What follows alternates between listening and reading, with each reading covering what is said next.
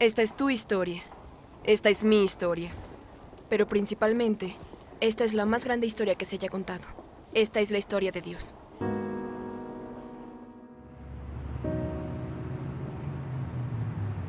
Este es el testimonio de Juan cuando los judíos de Jerusalén enviaron sacerdotes y levitas a preguntarle quién era. No se negó a declararlo, sino que confesó con franqueza: yo no soy el Cristo. ¿Quién eres entonces? ¿Acaso eres Elías? No lo soy. ¿Eres el profeta? No lo soy. Entonces, ¿quién eres? Tenemos que llevar una respuesta a los que nos enviaron. ¿Cómo te ves a ti mismo? Yo soy la voz del que grita en el desierto: enderecen el camino del Señor. Respondió Juan con las palabras del profeta Isaías. Algunos que habían sido enviados por los fariseos lo interrogaron: pues si no eres el Cristo, ni Elías, ni el profeta, ¿por qué bautizas? Yo bautizo con agua, pero entre ustedes hay alguien a quien no conocen y que viene después de mí, y no soy digno de desatarle la correa de las sandalias. Esto sucedió en Betania, al lado del río Jordán, donde Juan estaba bautizando.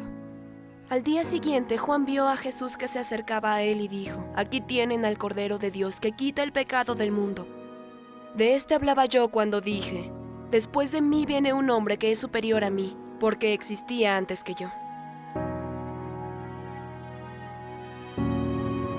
Sesión 23. Comienza el ministerio de Jesús.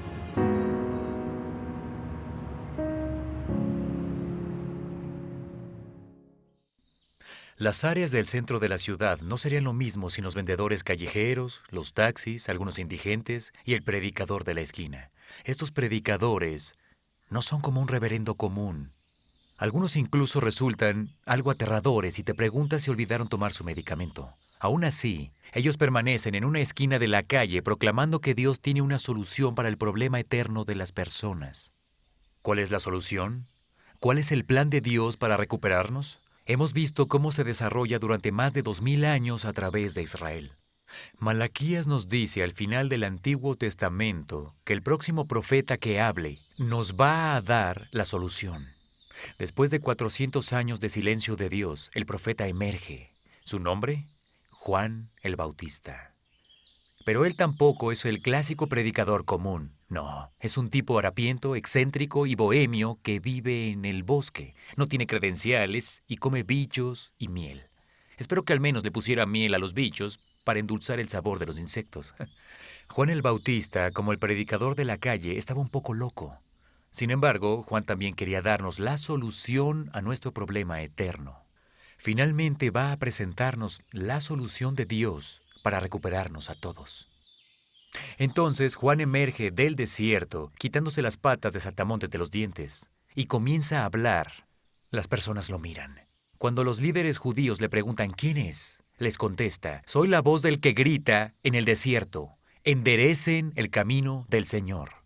Debieron saber de inmediato quién decía él que era. Eso es exactamente lo que el profeta Isaías y el profeta Malaquías dijeron que diría. Juan nos dice que la solución no es un qué, sino un quién.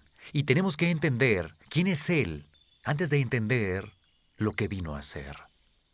Lo que va a hacer solo será determinante si es quien dice ser. La primera vez que Juan y Jesús se encuentran, Jesús le pide a Juan que lo bautice. Juan se siente incómodo con esto, pero Jesús insiste.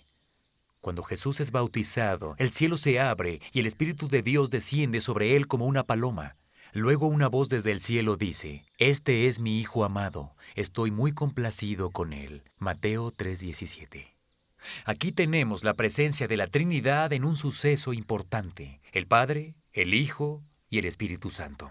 El primero en revelar la identidad de Jesús es Dios mismo. Jesús no es cualquier persona. Es el Hijo de Dios. El Espíritu luego lleva a Jesús al desierto. Él ayuna durante 40 días y 40 noches. Está hambriento. Cuando nuestra carne es débil, somos más susceptibles a caer en la tentación. Y Satanás se aprovecha de este momento y lo tienta con 3 cosas muy apetecibles. En cada ocasión Jesús resiste y responde citando las Escrituras.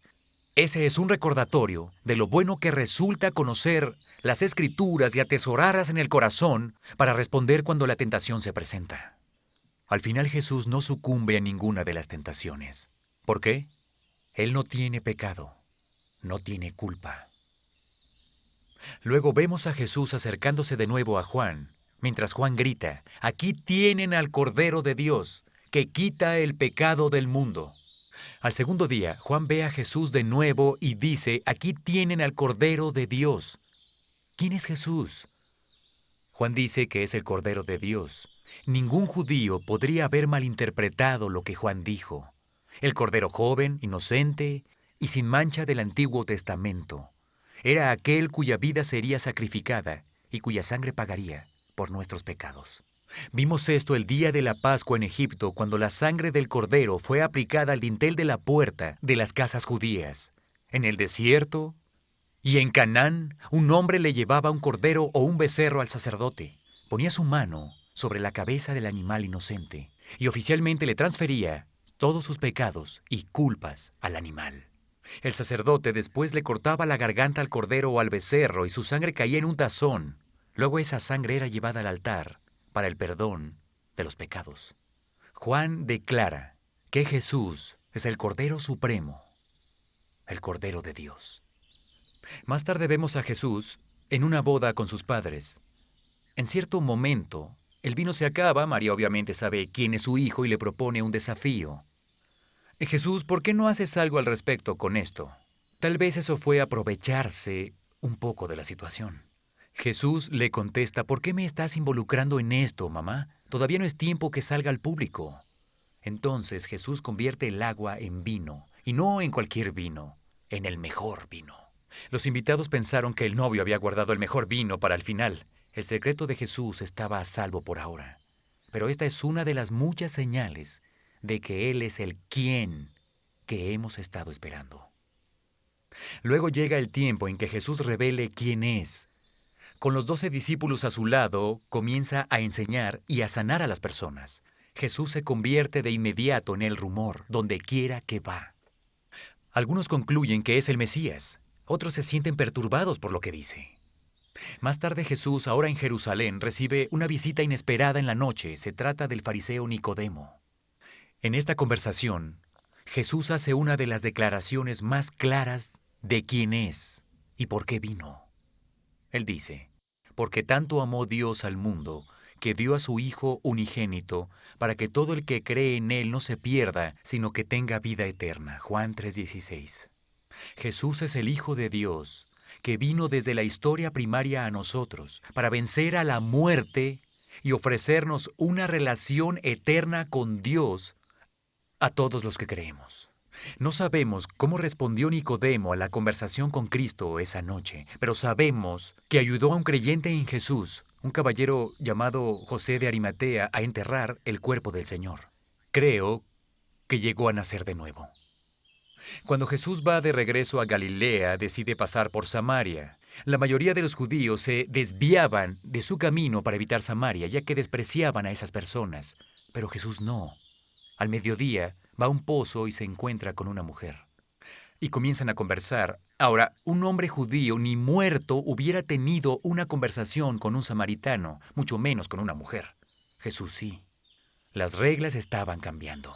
Jesús ve en su corazón y la historia de su vida, y ella sabe de inmediato que él no es un sujeto común.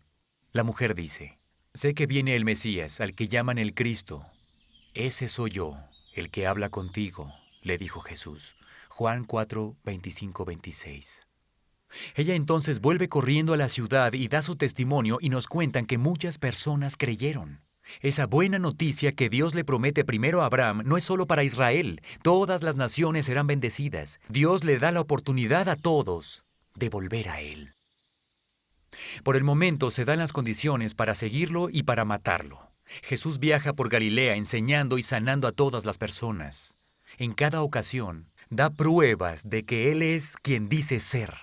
De modo interesante, también echa fuera de la gente a los demonios, espíritus malignos que residen en las personas y oprimen sus vidas con depresión, ira, confusión y enfermedades. En varias ocasiones los demonios salían y reconocían a Jesús como Dios, pero Jesús evitaba que los demonios hablaran. Sin embargo, no todos le creían. En una ocasión Jesús sana a un hombre de lepra y le dice al hombre que sus pecados le son perdonados. Los maestros de la ley escucharon esto y declararon: «Está blasfemando. ¿Quién puede perdonar pecados aparte de Dios?». Tienen razón, pero no ven a Jesús de Nazaret como Dios.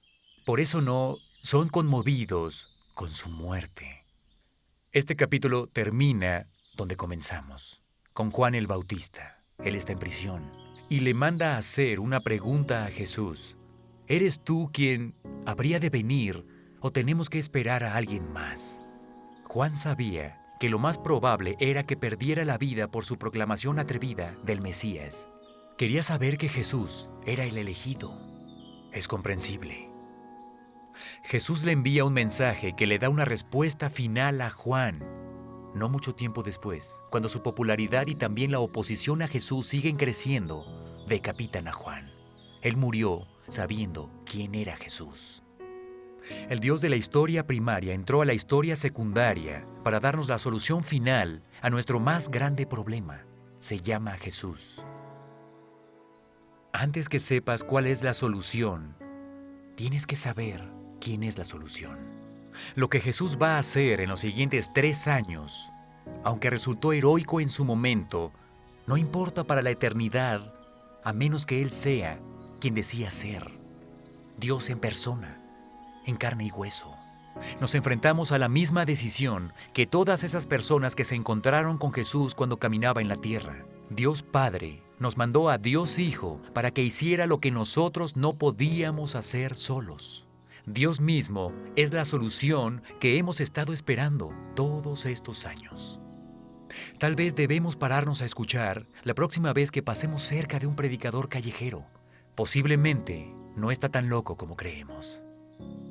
Discusión del DVD. Por favor, ve a la página 147 de tu guía del alumno y discute el video que acabas de ver.